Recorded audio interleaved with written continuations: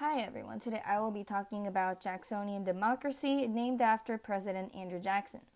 What was Jacksonian democracy?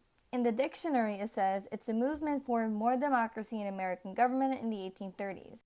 This was obviously led by President Andrew Jackson and it championed greater rights for the common man, opposing to any sense of aristocracy in the nation. Today I'll explain about how Jacksonian democracy was carried out during Andrew Jackson's presidency by briefly going over his early life, how he became president, and his contribution to America, and how it ended up.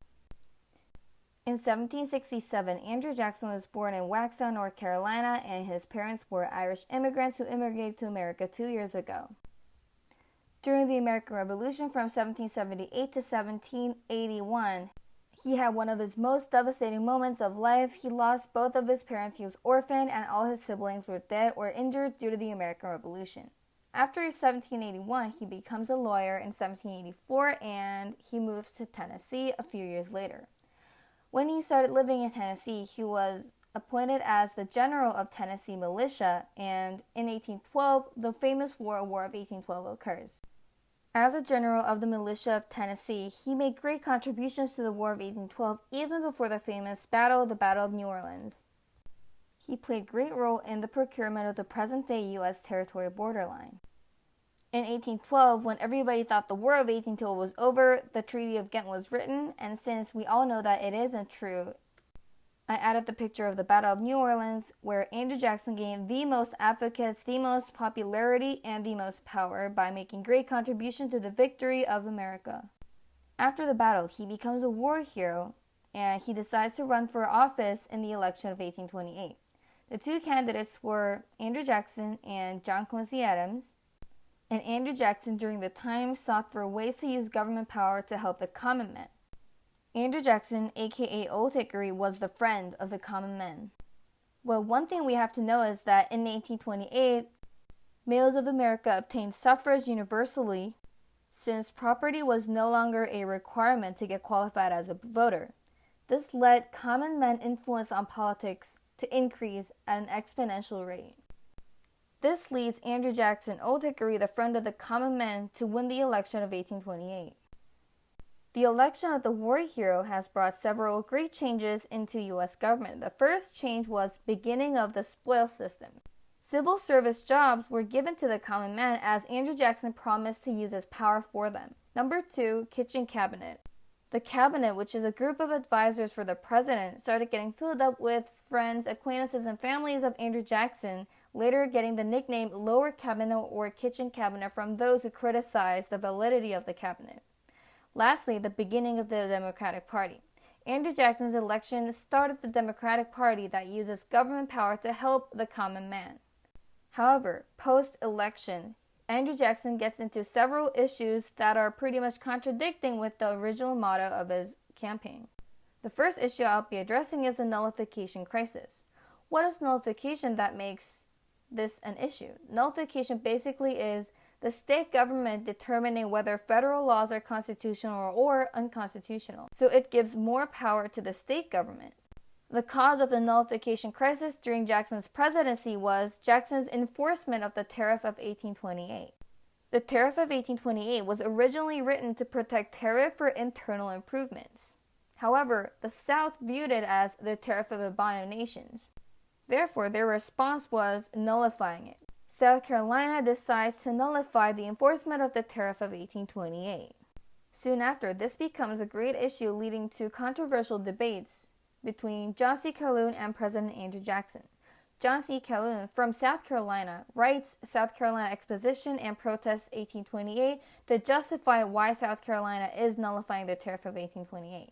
However, President Andrew Jackson displays his desire for the goal to revolutionize or increase the power of the president, even at the expense of the South. Finally, he decides to use the Force Act, which allowed him to use the military to threaten people and enforce the Tariff of 1828. Later on, more people joined the debate, such as Robert Hayne for John C. Calhoun for pro-nullification and Daniel Webster for Andrew Jackson, the pro-union or anti-nullification side.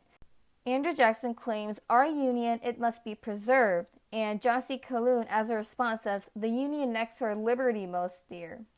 Andrew Jackson's desire was to increase presidential power. After the long debate, we have our compromiser Henry Clay, who came up with a resolution for this debate, the Tariff of 1833. It was basically a lowered version of the Tariff of 1828. However, in reality, it ended up being Andrew Jackson's complete victory due to the fact that it allowed him to display strong presidential power, which was his original intention. The second issue is the Indian Removal Act of 1830. Andrew Jackson decides to force the 5 tribes on the map, the Cherokee, Creek, Chickasaw, Seminole, and Choctaw, to move on to the reservations in the West by law.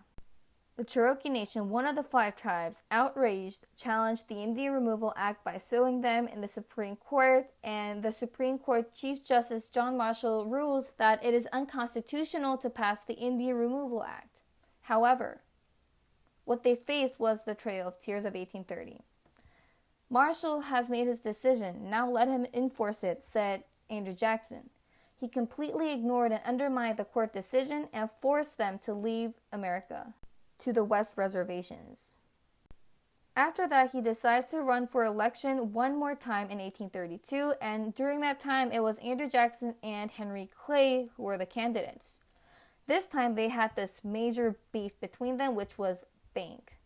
Henry Clay, who was the creator of the American system, who was a strong advocate of the National Bank, insisted that there must be a renewal charter for the National Bank. However, no, says Andrew Jackson. Andrew Jackson believed that common men must have access to local private banks because National Bank is a monster, which is an economic monopoly of the North. Well, Andrew Jackson wins the election once more, and obviously the renewal charter gets vetoed. However, it seems like he wasn't really aware of the economic and political consequences the veto brought. Economically, pet banks contributed to overspeculation and wild banks contributed to instability in national currency by creating their own. Andrew Jackson's response was to purchase federal government lands with gold or silver, but this specie circular led to a greater problem, which was Panic of 1837. Also, politically, it led to the rise of the Whig Party, which obviously supported the National Bank, supported moral and social reform movements. This was a clear reestablishment of the two-party system since the election of 1828. The Whig Party often called Andrew Jackson King Andrew. Whether Andrew Jackson's Jacksonian democracy for all common men was successful or not can be determined depending on which perspective the person is viewing it from. The Whig Party, the Southerners, and the Native Americans that I provided were part of the examples for the perspectives. Thank you for listening, and I genuinely hope that my video was a helpful source for everybody who wants to know more about Jacksonian democracy.